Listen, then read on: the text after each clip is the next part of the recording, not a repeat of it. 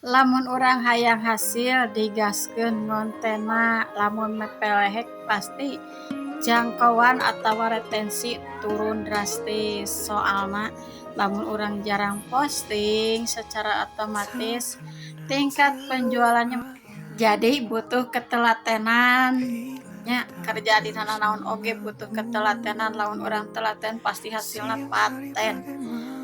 Coba posting anu seueur lamun urang hayang berpenghasilannya, luangkeun waktu sesering mungkinnya supaya bisa berpenghasilan leuwih ageng jiga batur.